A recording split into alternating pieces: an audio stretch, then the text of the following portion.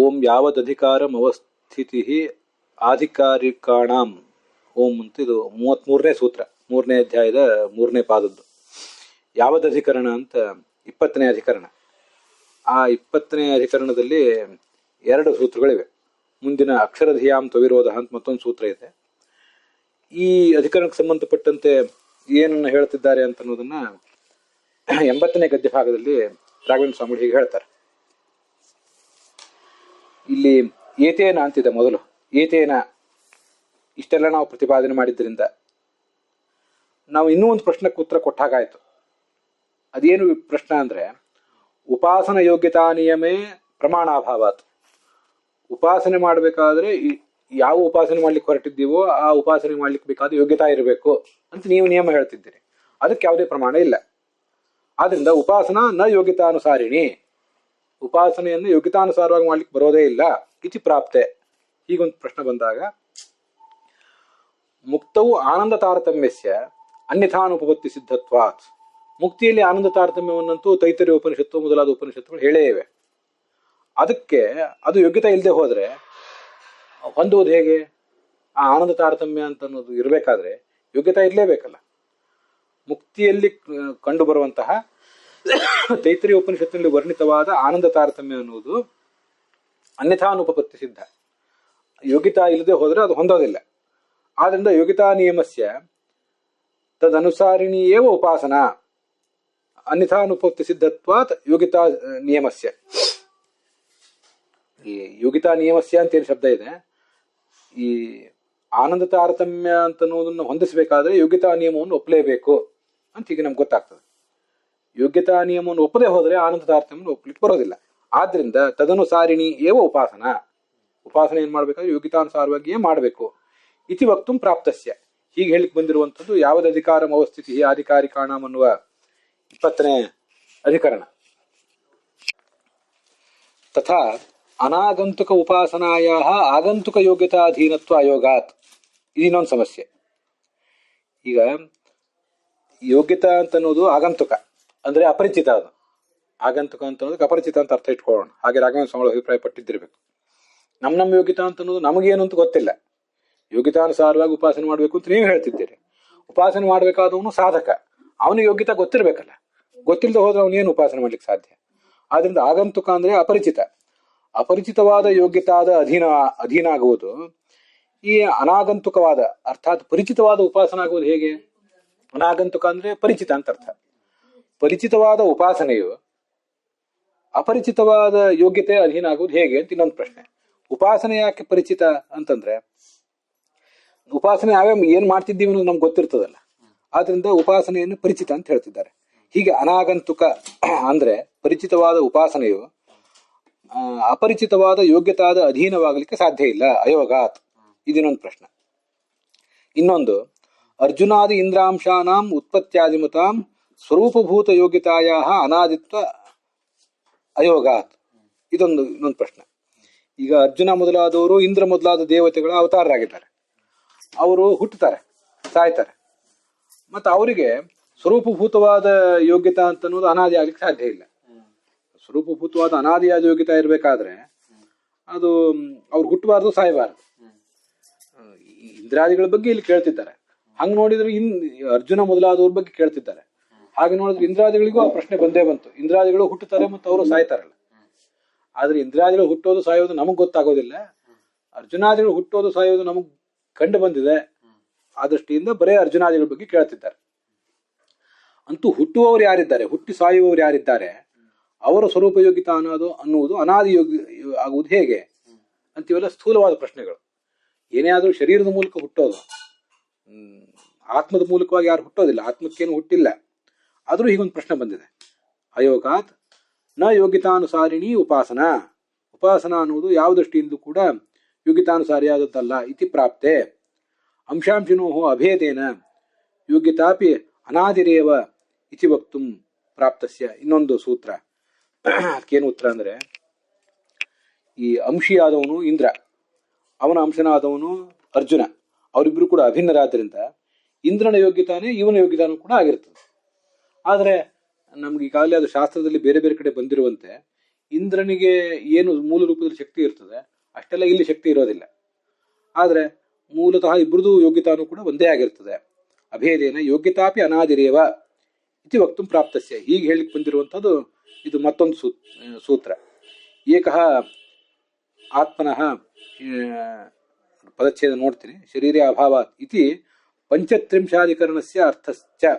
35ನೇ ಅಧಿಕರಣದ ಅರ್ಥವನ್ನು ಕೂಡ ಏತೇನ ಸಂಗೃಹೀತ. ಇಲ್ಲಿ ಹಿಂದೆ ಏನು ಆಚಾರ್ಯ ಹೇಳಿದ್ದಾರೆ, ಯಥಾಕ್ರಮಂ ಅಂತ ಹೇಳಿದಾರಲ್ಲ, ಯೋಗ್ಯತಾನುಸಾರಂ ಅಂತ, ಅದರಿಂದ ಆ ಎಲ್ಲ ಅರ್ಥವನ್ನು ಕೂಡ ಸಂಗ್ರಹ ಮಾಡಿದಾಗಾಯ್ತು ಅಂತ ಅದರ ತಾತ್ಪರ್ಯ ಆಗ್ತದೆ. ಇವೆರಡು ಅಧಿಕರಣಗಳ ಸಾರವನ್ನು ಸಂಗ್ರಹಿಸಿದ್ದಾರಲ್ಲ ಯಥಾಕ್ರಮಂ ಅನ್ನೋದ್ರಲ್ಲಿ, ಅದರಲ್ಲಿ ಆ ಮೊದಲನೇ ಯಾವದ ಅಧಿಕರಣ ಏನಿದೆ ಅದರದ ಸೂತ್ರ ಭಾಷ್ಯದಲ್ಲಿ ಹೀಗಿದೆ: ಯಥಾ ಯಥಾ ಅಧಿಕಾರ ವಿಶಿಷ್ಯತೆ ಏವಂ ಮುಕ್ತವು ಆನಂದ ವಿಶಿಷ್ಯತೆ.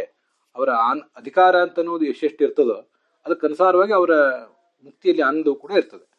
ಮನುಷ್ಯೇಭ್ಯೋ ಗಂಧರ್ವಾಣಾಂ ಗಂಧರ್ವೇಭ್ಯ ಋಷೀಣಾಂ ಋಷಿಭ್ಯೋ ದೇವಾನಾಂ ದೇವೇಭ್ಯ ಇಂದ್ರಸ್ಯ ಇಂದ್ರಾದ್ ರುದ್ರಸ್ಯ ರುದ್ರಾದ್ ಬ್ರಹ್ಮಣಃ ಏಷ ಹ್ಯೇವ ಶತಾನಂದ ಅಂತ ಹೀಗೆ ಇವರೆಲ್ಲರದು ಒಂದು ತಾರತಮ್ಯವನ್ನು ಹೇಳಿದ್ದಾರೆ.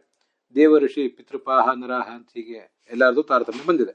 ಆ ಬ್ರಹ್ಮನಿಗೆ ಹೆಚ್ಚಿನ ಆನಂದ, ಅವನ್ನೇ ಶತಾನಂದ ಅಂತ ಕರೀತಾರೆ. ಇತಿ ಚತುರ್ವೇದ ಶಿಖಾಯಾಮ್.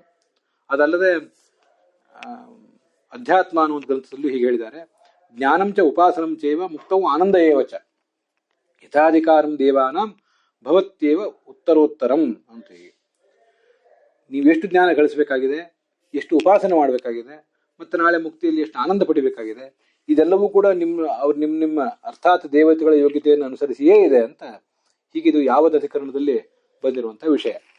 ಇನ್ನೊಂದು ಏಕಾಧಿಕರಣ ಅಂತ.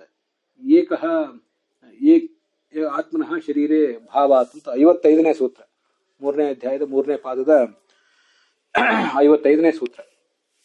ಅಲ್ಲಿ ಏನ್ ಬಂದಿದೆ ಅಂದ್ರೆ, ಜೀವಾಂಶಾನ ಪೃಥಗುತ್ಪತ್ತೇ ನ ಅನಾದಿಯೋಗ್ಯತಾಪೇಕ್ಷಾ ಇತಿ ಮಂತವ್ಯಂ ಕುತಃ ಅಂತ.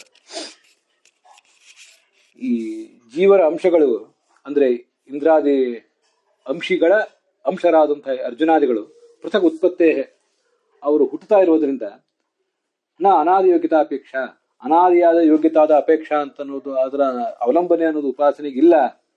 ಇತಿ ನ ಮಂತವ್ಯಂ. ಹೀಗೆ ಪ್ರಶ್ನೆ ಮಾಡಬೇಡಿ. ಯಾಕೆಂದ್ರೆ ಅವರಿಬ್ಬರು ಕೂಡ ಒಬ್ಬರೇ ಆಗಿದ್ದಾರೆ. ಆದ್ರಿಂದ ಅವರಲ್ಲಿ ಯಾವುದೇ ಥರದ ಭೇದ ಇಲ್ಲ. ಅಂಶಾಂಶಿನೋ ಏಕತ್ವಮೇವ. ಅಂಶ ಮತ್ತು ಅಂಶಿಗಳು ಇಬ್ರು ಕೂಡ ಒಬ್ಬರೇ ಆಗಿದ್ದಾರೆ. ಅಂಶಿ ಕರ್ಮ ನಿರ್ಮಿತ ಶರೀರೇ ಏವ ಅಂಶಸ್ಯ ಭಾವಾತ್. ಅಂಶಿಯಾದ ಇಂದ್ರ ಮೂಲತಃ ಏನು ಕರ್ಮಗಳನ್ನೆಲ್ಲ ಮಾಡಿರ್ತಾನೆ, ಆ ಕರ್ಮಕ್ಕನುಸಾರವಾಗಿ ಹುಟ್ಟಿರುವ ಶರೀರದಲ್ಲೇ ಅಂಶನಾದಂತಹ ಅರ್ಜುನ ಇರೋದು. ಅವನಿಗೊಂದು ಪ್ರತ್ಯೇಕ ಪ್ರಾರಬ್ಧ ಕರ್ಮ, ಪ್ರತ್ಯೇಕ ಯೋಗ್ಯತಾ ಅಂತ ಅನ್ನೋದು ಇಲ್ಲ ಅಂತ ಅದರ ತಾತ್ಪರ್ಯ. ಆ ಸೂತ್ರದ ಅರ್ಥ ಹೀಗಾಗ್ತದೆ: ಏಕಃ, ಅಂಶ ಮತ್ತು ಅಂಶಗಳು ಇಬ್ರು ಕೂಡ ಒಬ್ಬರೇ ಆಗಿದ್ದಾರೆ. ಏಕೆಂದ್ರೆ ಆತ್ಮನಃ ಅಂಶಿಯಾದಂತಹ ಜೀವ ಏನಿದ್ದಾನೆ ಅವನಿಗೆ ಸಂಬಂಧಪಟ್ಟಿರುವಂತಹ ಶರೀರದಲ್ಲಿಯೇ ಈ ಅಂಶನೂ ಕೂಡ ಇರುವುದರಿಂದ ಅಂತ ಅದರ ತಾತ್ಪರ್ಯ. ಹೀಗೆ ಈ 35ನೇ ಅಧಿಕರಣ ಮತ್ತು 20ನೇ ಅಧಿಕರಣ ಇವೆರಡರ ಸಾರವನ್ನು ಕೂಡ ಯಥಾಕ್ರಮಂ ಎಂಬ ಮಾತಿನಲ್ಲಿ ಆಚಾರ್ಯರು ಸಂಗ್ರಹಿಸಿದ್ದಾರೆ. ಅದನ್ನ ತತ್ವಮಂಜರಿಯಲ್ಲಿ 80ನೇ ಗದ್ಯ ಭಾಗದಲ್ಲಿ ರಾಘವೇಂದ್ರ ಸ್ವಾಮಿಗಳು ವಿವರಿಸ್ತಾರೆ. ಇಷ್ಟೆಲ್ಲ ನಾವು ಈ ಎರಡು ಅಧಿಕರಣಗಳ ಸಾರವನ್ನು ನೋಡಿದ ಮೇಲೆ, ಯೋಗ್ಯತಾನುಸಾರವಾಗಿ ಉಪಾಸನೆ ಮಾಡಬೇಕು ಅಂತ ಕೇಳಿದ ಮೇಲೆ, ನಮ್ಮ ಉಪಾಸನೆಗೆ ಸಂಬಂಧಪಟ್ಟಂತೆ ಒಂದು ಪ್ರಶ್ನೆ ಬರೋದು ಸಹಜ. ಈಗ ಉಪಾಸನಾ ಅಂತ ಅನ್ನೋದು ಅನಾಗಂತುಕ, ಮತ್ತೆ ಯೋಗ್ಯತಾ ಅಂತ ಅನ್ನೋದು ಆಗಂತುಕ. ಆಗಂತುಕ ಅಂತಂದ್ರೆ ಅಪರಿಚಿತ ಅಂತ ಅರ್ಥ. ಅಪರಿಚಿತವಾದ ಉಪಾಸನೆಗೆ, ಅಪರಿಚಿತವಾದ ಯೋಗ್ಯತೆಗೆ ಪರಿಚಿತವಾದಂತಹ ಉಪಾಸನ ಅನ್ನೋದು ಅಧೀನ ಆಗೋದು ಹೇಗೆ ಅಂತ ಒಂದು ಪ್ರಶ್ನೆ ಬರ್ತದೆ. ಹಾಗಾದ್ರೆ ನಾವು ಉಪಾಸನೆ ಏನ್ ಮಾಡ್ಬೇಕು? ಉಪಾಸನೆ ಮಾಡ್ಲಿಕ್ಕೆ ಸಾಧ್ಯ ಇಲ್ಲಲ್ಲ ಅಂತ ಈ 80ನೇ ಗದ್ಯ ಭಾಗದಲ್ಲಿ ಆರಂಭದಲ್ಲಿ ರಾಯರು ಒಂದು ಪ್ರಶ್ನೆ ಕೂಡ ಮಾಡ್ಕೊಂಡಿದ್ದಾರೆ. ನಮ್ಮ ಯೋಗ್ಯತೆ ನಮ್ಗೆ ಗೊತ್ತಿಲ್ಲ, ಅದನ್ನ ನಾವು ಉಪಾಸನೆ ಮಾಡೋಲ್ಲ ಅಂತ ಯಾರು ಉಡಾಫೆ ಮಾತಾಡಿದರೆ ಇದೇನ್ ಮಾಡ್ಬೇಕು ಅಂತ ಈಗ ಪ್ರಶ್ನೆ ಬರ್ತದೆ. ಅದಕ್ಕೆ ಉತ್ತರ ಬೇರೆ ಬೇರೆ ಮುಖದಲ್ಲಿ ನಾವು ನೋಡಬಹುದು. ಮಿಥ್ಯೇಶ ವ್ಯವಸಾಯಸ್ಥೆ ಪ್ರಕೃತಿಸ್ತಾಂ ನಿಯೋಕ್ಷತಿ ಯದ ಅಹಂಕಾರಮಾಶ್ರಿತ್ಯ ನಯೋತ್ಸೈಸಿ ಮನ್ಯಸೆ ಮಿಥ್ಯೇಶ ವ್ಯವಸಾಯಸ್ಥೆ. ಯುದ್ಧ ನೀನು ಮಾಡ್ತೀನಿ ಅಂತ ತಿಳ್ಕೊಂಡಿರುವುದು ಅಹಂಕಾರ. ಪ್ರಕೃತೇ ಕ್ರಿಯಮಾಣಾನಿ ಗುಣೈ ಕರ್ಮಾಣಿ ಸರ್ವಶಃ ಅಹಂಕಾರ ವಿಮೂಢಾತ್ಮ ಕರ್ತಾಹಮಿತಿ ಮನ್ಯತೆ. ಎಲ್ಲ ಭಗವಂತ ಮತ್ತು ಭಗವಂತನಿಗೆ ಅಧೀನವಾಗಿ ಲಕ್ಷ್ಮೀದೇವಿ ಸತ್ವರ ಸ್ತಮ ಗುಣಗಳು ಮಾಡ್ತಿರುವಾಗ ನೀನ್ ಮಾಡ್ತೀನಿ ಅಂತ ತಿಳ್ಕೊಳ್ಳೋದು ಅಹಂಕಾರ. ಹಾಗೆ ನಾನು ಮಾಡೋದಿಲ್ಲ ಅಂತೇನು ತಿಳ್ಕೊತೀವಿ, ಅದು ಕೂಡ ನಿನ್ನ ಅಹಂಕಾರವೇ. ಯಾಕೆಂದ್ರೆ ಪ್ರಕೃತಿ ನಿನ್ನ ಯೋಗ್ಯತಾ ಅನ್ನೋದು ಮತ್ತು ನಿನ್ನ ಯೋಗ್ಯತಾನುಸಾರವಾದ ಭಗವಂತನ ಇಚ್ಛೆ ಅನ್ನೋದು ನಿಯೋಕ್ಷತೆ, ನಿನ್ನ ಕೆಲಸದಲ್ಲಿ ತೊಡಗಿಸ್ತದೆ. ಅದರಿಂದ ಯಾರಿಗೆ ಯಾವ ಯೋಗ್ಯತಾ ಇರ್ತದೋ ಅವರು ಆ ವಿಷಯದಲ್ಲಿ ತೊಡಗ್ತಾರೆ.